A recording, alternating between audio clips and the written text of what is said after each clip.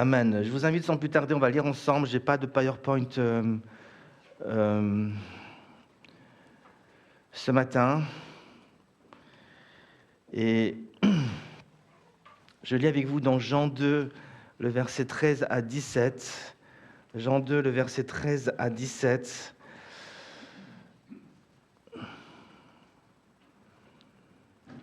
Alléluia.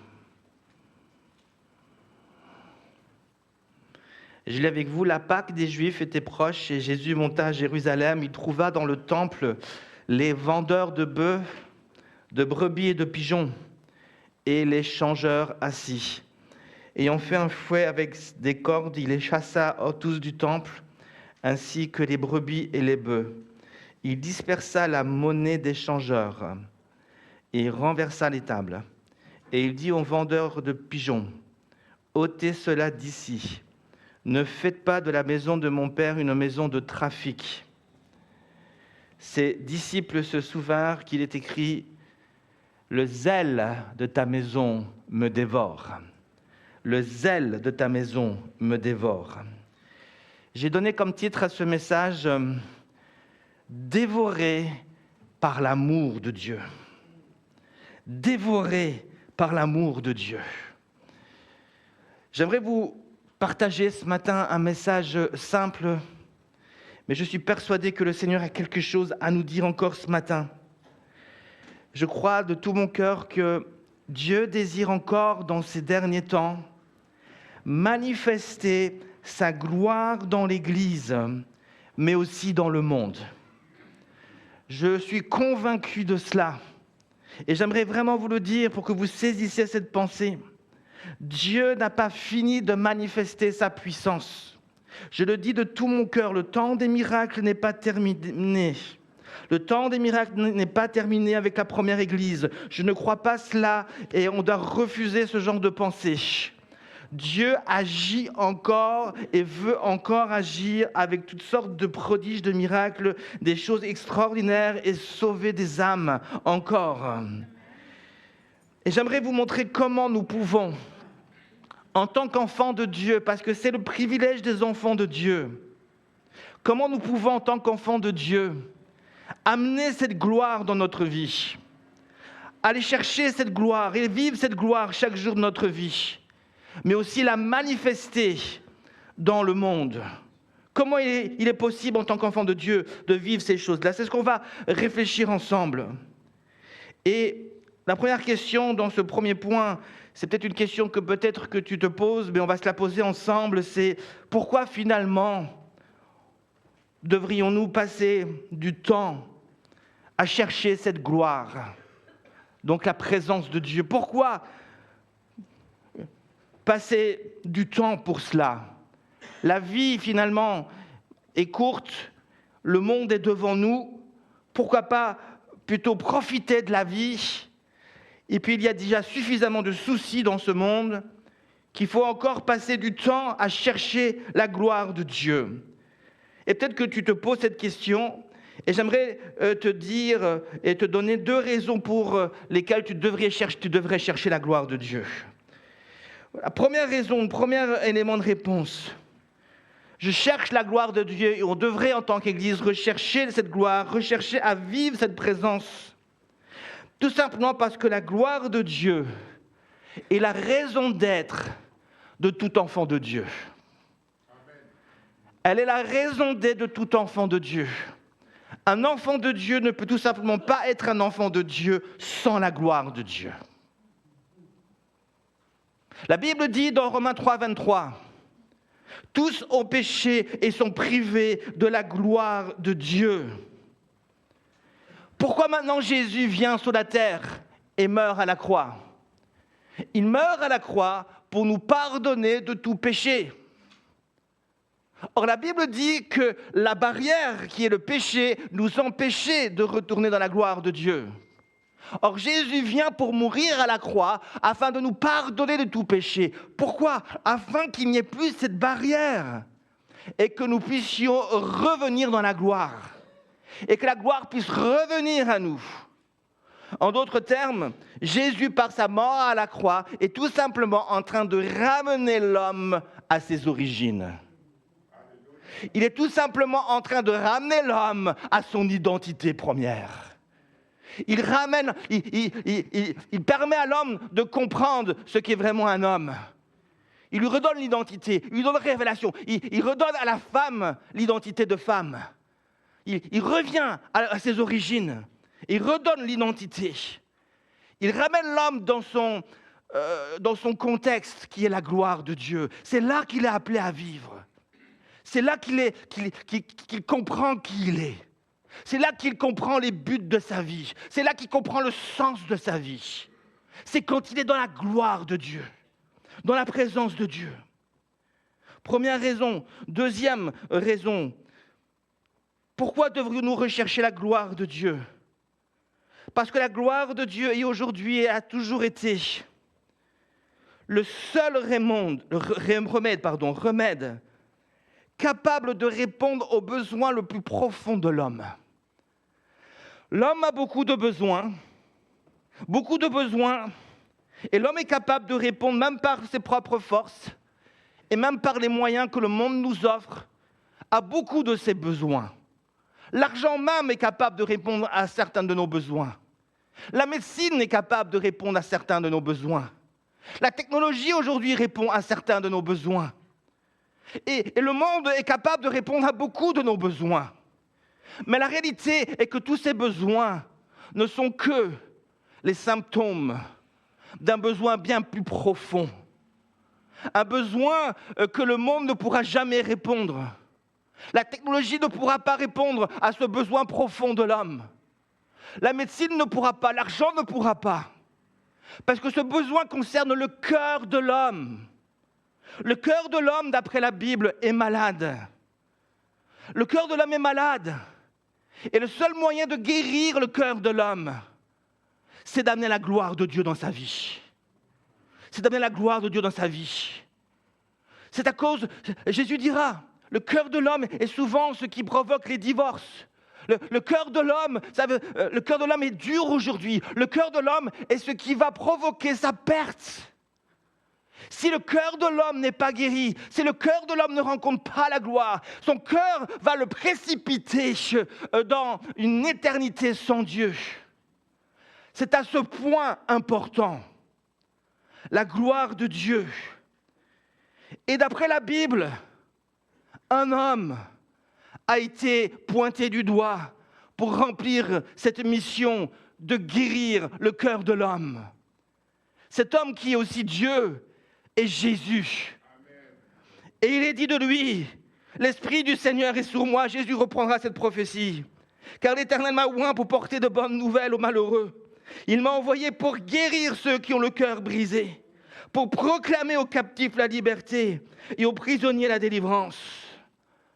La gloire de Dieu peut répondre à chacun de nos besoins. Nous avons besoin de cette gloire afin de pouvoir laisser Dieu répondre à nos besoins les plus profonds. Laissez-moi vous dire maintenant ce dont la gloire de Dieu est capable de faire dans une vie. Quand la gloire de Dieu vient dans une vie, la puissance du péché est brisée. Quand la gloire de Dieu vient dans une vie, les esprits impurs partent. Quand la gloire de Dieu vient dans une vie, s'il y a des pensées orgueilleuses qui s'élèvent au-dessus de la connaissance de Dieu, ces pensées sont abaissées et évacuées de nos vies. S'il y a des chaînes qui nous immobilisent et empêchent à notre nouvelle nature de triompher, ces chaînes tombent. Rien ne peut résister à la gloire de Dieu. Si donc tu accueilles cette gloire et que tu la laisses grandir en toi, rien ne va te résister. Le péché n'aura aucune envie d'aller vers toi. Les esprits méchants vont fuir. Les pensées en toi ne vont pas te dominer. Et les chaînes vont se dissoudre. Il y a quelque chose. Est-ce qu'il y a quelque chose qui résiste à la gloire de Dieu ? La gloire de Dieu est toute puissante. Absolument rien résiste à la gloire de Dieu. Et je te pose une vraie question maintenant. Quel est ton problème en ce moment ? Quels sont tes soucis en ce moment ? Quelles sont tes inquiétudes en ce moment ? Cherche la gloire de Dieu. Tu vas trouver des réponses. Tu vas voir des choses, tu vas vivre des véritables changements. Je te mets au défi.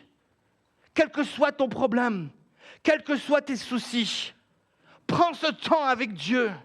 Cherche sa gloire. Laisse-le te toucher. Laisse-le te parler. Et tu verras si ton Dieu n'est pas vivant. Et s'il n'agit pas encore aujourd'hui de manière puissante. La gloire de Dieu sauve. Elle délivre. Elle guérit.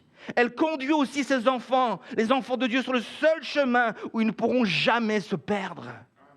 La gloire de Dieu transforme aussi. Elle transforme aussi. Ça ne veut pas dire qu'elle rend notre cœur meilleur. Elle ne fait pas de l'homme une meilleure version de lui-même. Vous savez, je disais encore ça hier, on entend souvent cette phrase, deviens la meilleure version de toi-même. Et j'aimerais juste vous dire une chose. Quand on parle de transformation, on ne parle pas de devenir la meilleure version de soi-même. Je voudrais vous dire quelque chose. Un enfant de Dieu n'est pas la meilleure version du pécheur que j'étais. Non. Non. La transformation ne vient pas transformer, ne vient pas améliorer mon cœur de pécheur à un cœur meilleur. La transformation ne consiste pas en cela. La transformation consiste à manifester la nouvelle version que je suis devenu. Et quand Dieu, et la nouvelle version, elle est déjà faite, la nouvelle version en Christ, elle est parfaite. Il n'a pas besoin de l'améliorer. Elle est parfaite. Et quand Dieu transforme, il est en train de faire quoi ? Il est en train de se manifester afin que l'influence de la chair diminue. Voilà en quoi consiste la transformation. C'est cette influence de la chair qui diminue pour que la nouvelle version se manifeste pleinement. C'est un peu comme une orange. Une orange, elle est recouverte d'une pelure. Et le fruit, l'orange, est recouvert de cette pelure. Le fruit est mûr, il est bon. Mais quand tu regardes l'orange, tu ne vois pas l'orange. Tu ne vois pas le fruit tu vois pas le fruit, tu vois pas le jus, tu vois pas. Pourtant, c'est là. Que faut-il faire pour voir l'orange ? Tu dois commencer à l'éplucher. Et la transformation consiste en cela. La pelure, c'est comme l'influence de la chair.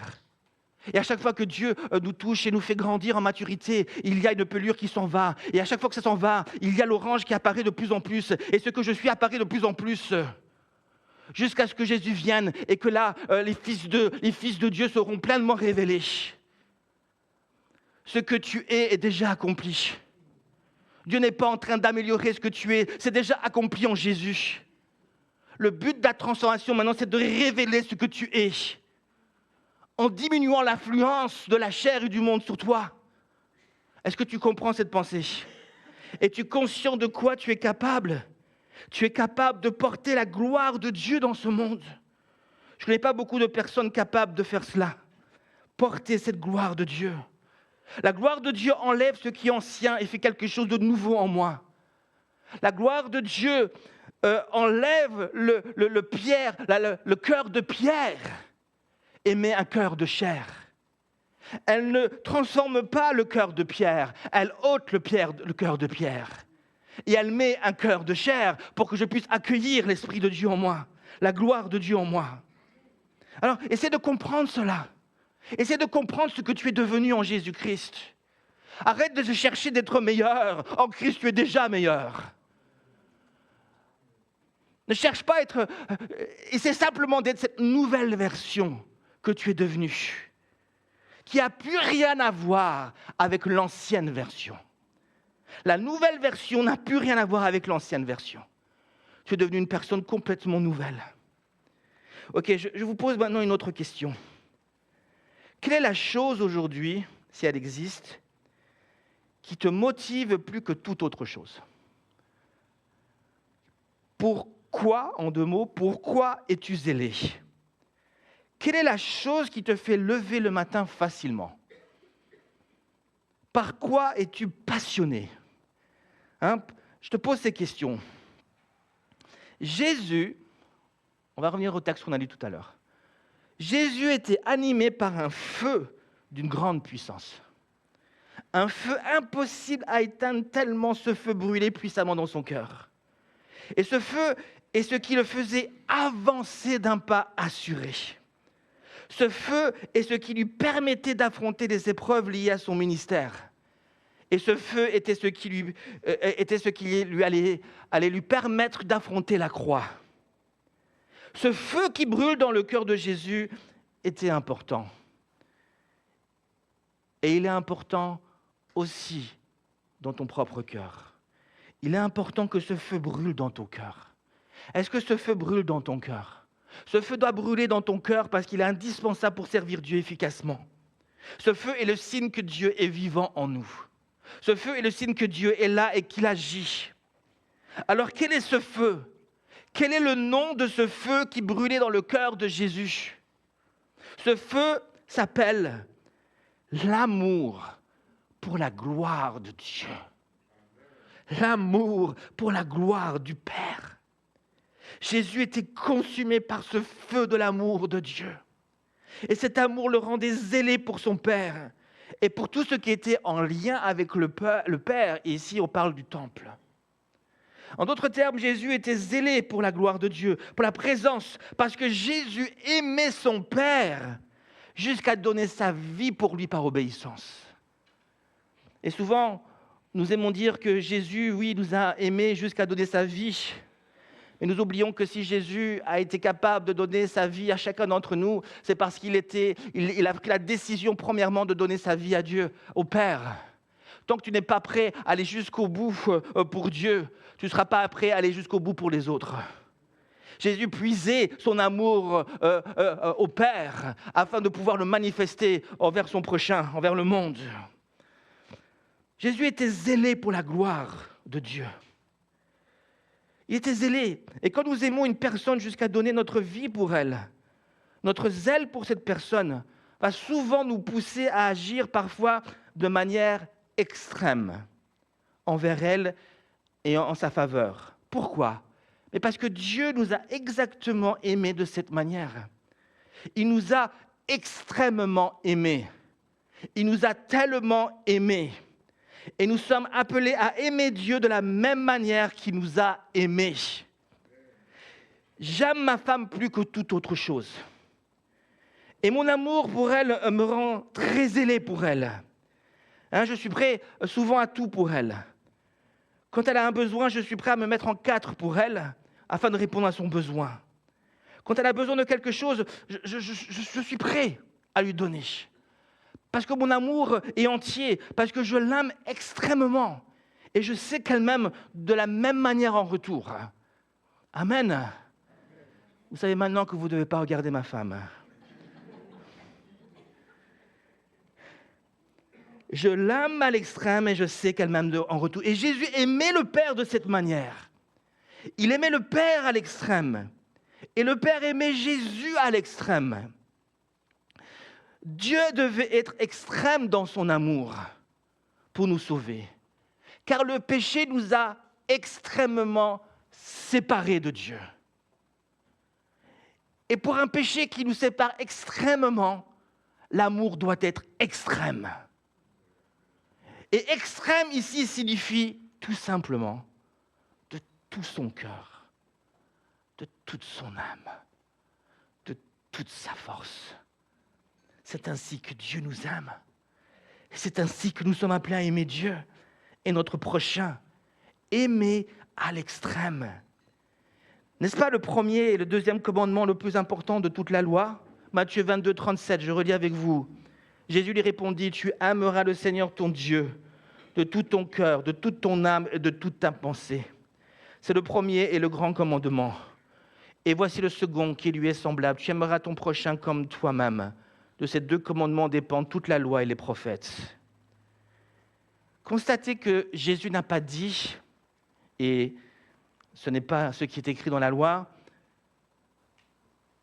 que tu aimeras Dieu. Certains aiment Dieu, mais ce n'est pas ce que Jésus nous commande.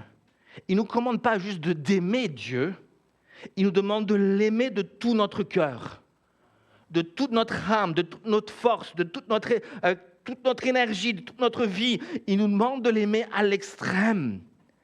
Et cela va te rendre audacieux, entreprenant et zélé envers ton prochain. Quand tu aimes Dieu à l'extrême, tu reçois dans ton cœur cet amour extrême qui te rend zélé pour les autres. Et c'est un bon remède face à la peur et à la crainte des autres. Jésus avait consacré les 3 années de son ministère à dévoiler la gloire du Père. Et sa mission était de ramener un maximum dans la gloire de son Père. Mais la plupart parmi le peuple avaient endurci son cœur. Le peuple n'a pas accepté de revenir dans la gloire de Dieu. Ils n'ont pas accepté de se soumettre à cette gloire. Pourquoi ? Mais tout simplement parce qu'ils refusaient d'aimer Dieu de manière extrême. De tout leur cœur, de toute leur âme et de toute leur pensée. Ils étaient très religieux. Oui, ils aimaient Dieu en surface. Mais l'aimer de tout leur cœur, cela leur coûtait trop. Ils étaient beaucoup trop attachés à leur cœur de pierre, qui était un cœur charnel, lié par le péché, les séductions du monde et l'orgueil de la vie. Aimer Dieu signifiait abandonner ce cœur de pierre, abandonner ce péché, abandonner les séductions du monde, abandonner l'orgueil. Et ça, le peuple ne veut pas. Il ne veut pas, parce qu'il ne veut pas trahir son amitié avec le monde. Il ne veut pas trahir son amitié avec le monde. Voilà ce qui se passe. Parfois, on ne veut pas faire des compromis. On ne veut pas faire des compromis avec les gens de notre famille. Alors que la parole de Dieu est claire. Ce n'est pas comme ça que Dieu nous demande. Alors que nous aimons Dieu, il faut être sage, bien sûr. Mais lorsque nous aimons Dieu, nous sommes prêts à être zélés pour lui. Nous sommes prêts à être parfois radicaux. Alors, quand Jésus voit comment le peuple se comportait dans le temple, le cœur de Jésus est blessé. Il observe le temple, le lieu où Dieu était censé se manifester avec gloire, le lieu où le peuple était censé s'approcher de Dieu, le lieu où le peuple était censé aimer Dieu de tout son cœur, de toute son âme et de toute son pensée. Et alors que Jésus vient, il voit ce temple, il entend du bruit, mais ce n'est pas la prière. Ce sont les vendeurs qui sont en train de négocier, ce sont les pièces qui tombent sur la table, il entend du bruit, c'est un bruit de marché. Il entend les bêtes qui sont là, ça sent les bêtes, ça ne sent pas la gloire de Dieu. Et Jésus, il voit ça, il voit qu'on fait du marchandage dans sa gloire, il voit qu'on fait des alliances dans sa gloire, des alliances avec le monde, des alliances avec les ténèbres. Et Jésus est blessé de voir comment le peuple pouvait se comporter avec Dieu. Ce Dieu qui avait fait alliance avec lui. Ce Dieu qui avait appelé Abraham. Ce Dieu qui avait levé Moïse pour le délivrer. Ce Dieu qui avait levé David. Ce Dieu qui avait encore et encore, qui était revenu vers lui, les bras tendus, et qui à chaque fois le rejetait. Et une fois de plus, pendant 3 années, la gloire de Dieu marchait au milieu du peuple en Jésus. Et le peuple de nouveau rejette la gloire. Et quand Jésus voit cela dans le temple, son cœur est brisé. Son cœur est brisé parce qu'ils sont en train de piétiner la gloire de son Père. Et Jésus souffre à cause de cela. Et soudainement, il a une certaine violence. Il se met en colère. Cette colère est en réalité de l'amour. Quand tu aimes une personne à l'extrême, tu es prêt à te mettre en colère pour protéger son honneur, pour protéger sa réputation, pour protéger son nom. Imaginez que quelqu'un vienne ici et se mette à frapper ma femme.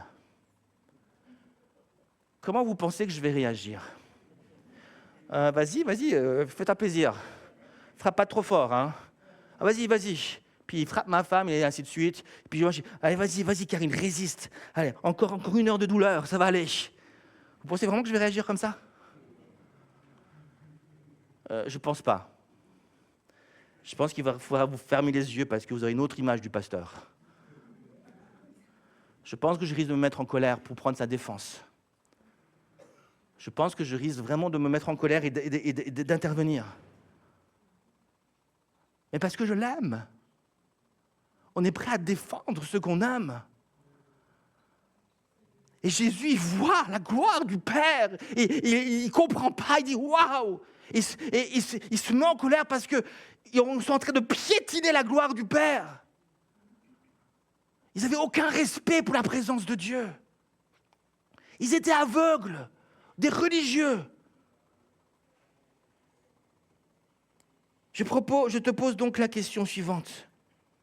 Et toi, à quel point es-tu déterminé et zélé pour Dieu?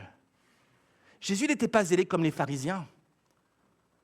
C'était du légalisme chez eux. Il était zélé. C'était un zèle pur. Un zèle qui émanait de l'amour pur de Dieu.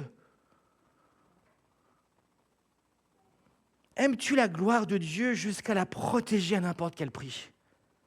Personnellement, je chéris la gloire de Dieu plus que toute autre chose. Et je ne peux pas imaginer vivre sans la gloire de Dieu. Moïse était dans la même pensée. Vous connaissez Moïse? Lorsque le peuple de Dieu va pécher avec le veau d'or, vous connaissez ce passage? Alors que Moïse est dans la gloire, il reçoit l'étable, le peuple s'amuse et il va réussir même à soudoyer Aaron, et ils vont construire ce veau d'or. Et quand Moïse va venir, bien sûr, il va se mettre en colère. Mais Dieu aussi va se mettre en colère. Et Dieu va être tellement blessé par leur attitude. En quelques jours, ils ont troqué Dieu pour un veau d'or. Waouh! Et Dieu, à ce moment précis, est prêt à détruire le peuple. Il dira même à Moïse, je vais refaire un peuple à partir de toi. Mais Moïse ne va pas laisser faire. Moïse va intercéder. Moïse va prier Dieu. Et Dieu ne va pas détruire le peuple. Hein, vous connaissez ce passage? Et Dieu ne va pas détruire le peuple. Mais Dieu, il y a quelque chose qui a été crassé dans le cœur de Dieu. Et Dieu va dire à Moïse, ok, je vais quand même le conduire dans le pays promis, mais je ne le conduirai plus avec ma gloire. Je vais envoyer un ange. Je vais envoyer un ange. Exode 22, verset 3. Dieu dit au peuple, monte vers ce pays où coule le lait et le miel, mais je ne monterai pas au milieu de toi, de peur que je ne te consume en chemin, car tu es un peuple au cou raide. Et le verset 2 donc nous dit, en effet, j'enverrai devant toi un ange. Waouh! Dieu ne veut pas venir, il va envoyer un ange. Écoutez-moi bien ce que je suis en train de dire là. Dieu conduisait le peuple par une nuée la journée, une colonne de feu la nuit. Dieu dit, ça c'est fini, ce ne sera plus ma gloire. Ce sera un ange. Donc, le plan A était quoi? Le plan A était d'être conduit par la gloire de Dieu, n'est-ce pas? Mais Dieu donne un plan B. Le plan B, c'est maintenant d'être conduit par un ange. Donc on se dit, c'est bon, c'est cool.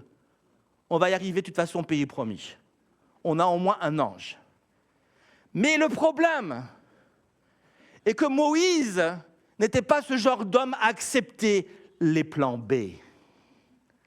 Moïse était ce genre de leader qui, lorsqu'il a un plan, il n'a qu'un seul plan. Il n'a pas de plan B. Les bons leaders ont un plan B. Les leaders d'excellence, aucun seul plan.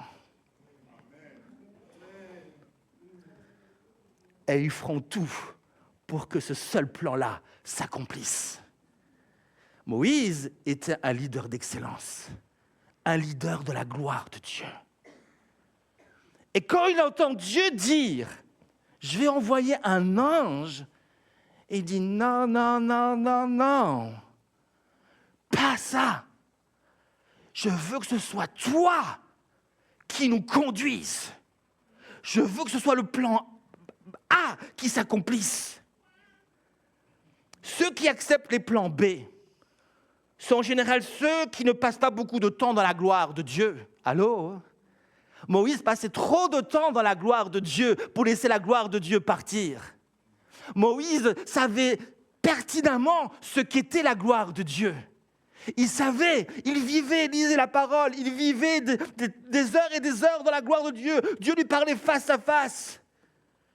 Et quand Dieu dit « je vais m'en aller », il dit « non ». En général, ceux qui acceptent les plans B sont ceux qui ne passent pas beaucoup de temps dans la gloire de Dieu.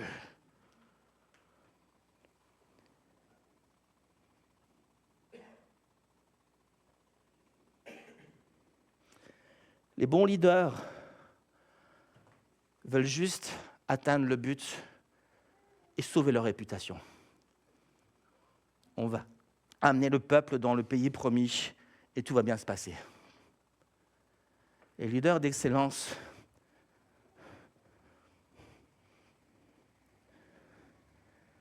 ne veulent qu'une seule chose, arriver à destination avec Dieu.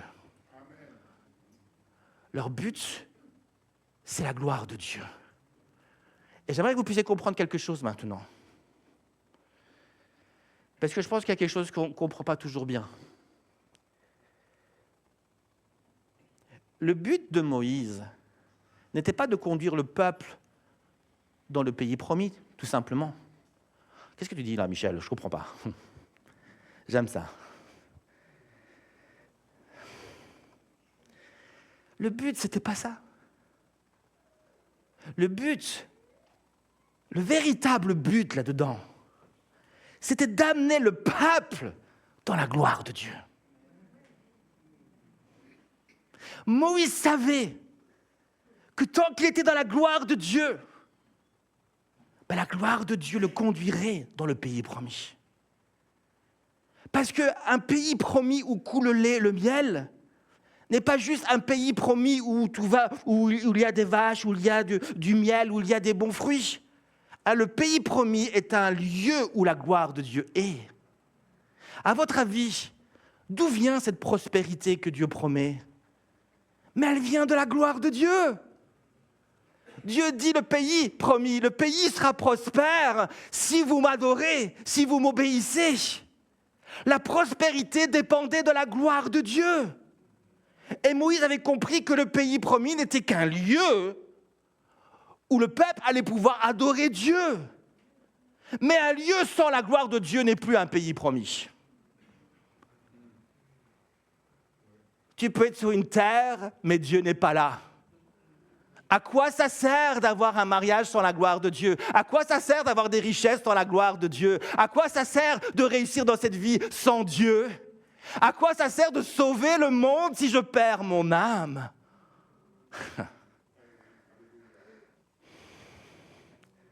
Un pays promis sans la gloire de Dieu est un pays en conflit. Mais quand la gloire de Dieu vient, les conflits cessent. Et c'est ce qui va se passer. La gloire de Dieu va se manifester un jour.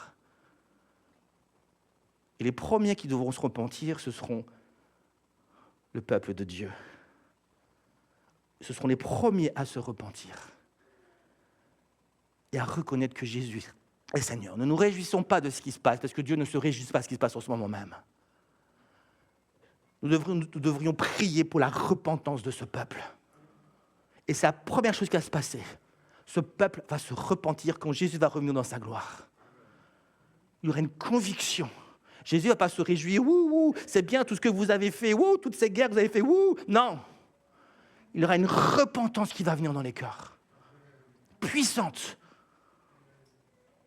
Et cela nous montre comment nous devons prier. Écoutez-moi, soyons sincères. Combien d'entre nous ici aurions-nous accepté l'ange? Je reviens sur le passage de Moïse. Si vous avez été à la place de Moïse, combien d'entre nous ici on aurait accepté l'ange? Combien d'entre nous ici on aurait accepté le plan B? Seigneur, ça dure trop longtemps là. Je vais t'aider. Je vais faire les choses un peu parce que tu es un peu trop lent. je vais prendre le plan B, ça me va très bien. Combien de fois, même par le passé, je me suis contenté d'un plan B et voire même d'un plan C. Des fois par impatience, surtout les jeunes aujourd'hui. Seigneur, elle est pas toujours, elle est où ma moitié, Seigneur, et puis Seigneur, ça fait déjà une semaine que j'attends et rien. Je vais t'aider un peu, Seigneur. Je vais t'aider, je vais aller en boîte de nuit, je vais draguer tout ce qui vient. Ça se passe pas comme ça. Au lieu de pouvoir faire confiance à Dieu, être patient, sachant que Dieu fait toutes choses bonnes en son temps. C'est valable dans ce domaine-là, c'est valable dans tellement d'autres domaines, où des fois on veut forcer les portes et on prend des plans B. Seigneur, garde-nous de prendre des chemins détournés. Garde-nous de prendre et aide-nous, Seigneur Jésus, à être ces hommes et ces femmes qui vont chercher ta présence de tout notre cœur, de toute notre âme, avec toute notre pensée. Et que pour rien au monde, nous voulons marcher dans le compromis. Seigneur Dieu Tout-Puissant, manifeste-toi. Seigneur, je cherche du travail. Et puis là, soudainement, quelqu'un vient vers toi et te propose du travail en noir. C'est pas mal. Sois prêt à aimer Dieu de tout ton cœur et à voir Dieu lui-même pourvoir à tous tes besoins. Dieu regarde comment tu le cherches. Dieu regarde comment tu l'aimes. Est-ce que tu l'aimes extrêmement? Et j'aimerais donc vous dire ce matin, et retenez bien ce que je vous dis, et après je conclus ce message. Dieu cherche des cœurs qui l'aiment à l'extrême. Il cherche des cœurs qui le cherchent avec zèle. Il cherche des cœurs qui sont prêts à se battre pour ne pas laisser la gloire de Dieu les quitter. Pour rien au monde, je changerai la gloire de Dieu avec une gloire qui vient des hommes. Dieu cherche en ce moment même. Est-ce qu'il va te trouver? Est-ce qu'il va te trouver? Est-ce qu'il va être attiré par ton amour pour lui? Ou est-ce qu'en ce moment, il voit de la tiédeur? Je termine avec un autre exemple de la Bible. Vous connaissez tous Jacob. Jacob s'est battu avec Dieu jusqu'à ce que Dieu le bénisse en changeant son nom par Israël. Israël signifie celui qui combat Dieu, ou encore le combattant de Dieu, en référence à ce combat qu'il a eu avec Dieu pour être béni. Jacob a beaucoup mûri et il a appris à aimer Dieu à l'extrême. Rappelez-vous, Jacob s'est enfui de sa maison parce qu'il a trompé Ésaü, son frère. Et d'ailleurs, alors qu'il combat avec Dieu, Ésaü était en train de venir à sa rencontre et Jacob avait peur. Parce que quand il a quitté Ésaü, quand il a quitté la maison, il a quitté un frère qui était en fureur. Il l'avait trompé. Jacob veut dire celui qui supplante, celui qui trompe. Il a saisi la bénédiction, il a volé la bénédiction en quelque sorte par ruse. Par ses propres forces, par ruse. Sa mère était dans la combine. Et il a saisi cela. Mais maintenant, Jacob revient. Et il dit, Seigneur Jésus, si je dois être béni, je veux que ce soit toi qui me bénis. Je veux que la bénédiction vienne directement de toi. Alors maintenant, je vais rester là. Et je vais chercher ta bénédiction jusqu'à ce que ce soit toi, ta main à toi qui descende sur moi et qui me bénisse. Je ne veux plus qu'on m'appelle Jacob, celui qui supplante. Et alors qu'il cherche Dieu, Dieu en retour va le bénir. Et va dire maintenant, tu ne seras plus appelé celui qui supplante, celui qui trompe, mais celui qui a aimé Dieu à l'extrême, celui qui a combattu Dieu. Jusqu'à être béni. Voilà ce que ce peuple Israël est censé refléter. Censé refléter. J'aimerais vous interpeller. Comment aimes-tu Dieu? La Bible dit, vous m'invoquerez et vous partirez, vous me prierez et je vous exaucerai. Vous me chercherez et vous me trouverez si vous me cherchez de tout votre cœur. Est-ce que vous êtes d'accord avec moi qu'on puisse chercher Dieu juste quelques instants ensemble? Prions un instant ensemble. Seigneur Jésus, nous voulons te remercier pour ta présence. Seigneur Jésus, aujourd'hui, tu cherches un peuple qui te cherche de tout son cœur. Aujourd'hui, il y a une froideur au sein de l'Église avec un grand E, Seigneur Jésus. Aujourd'hui, l'ennemi, il agit. Et aujourd'hui, Seigneur Jésus, je sais qu'il y a un peuple qui est là et qui te cherche de tout son cœur. Et je te prie pour que tu puisses ranimer cette flamme dans nos cœurs maintenant. Tu puisses ranimer cette flamme dans notre cœur maintenant. Seigneur Jésus, si nous avons perdu le premier amour, nous voulons le retrouver. Viens faire brûler ton feu. Aide-nous, Seigneur Jésus, à ne pas nous laisser, Seigneur Jésus, être touchés par ce monde, être assoupis par l'esprit de ce monde, Père éternel, et finalement de rentrer dans une petite routine, une routine bienveillante, où on se sent bien dans cette petite routine. Seigneur Dieu Tout-Puissant, nous refusons toute routine qui nous empêche de progresser. Nous refusons toute routine, Seigneur Jésus, qui nous fait patiner. Nous voulons, Seigneur Jésus, progresser. Nous voulons, Seigneur Jésus, avancer avec toi. Nous voulons voir ta gloire, Seigneur Jésus.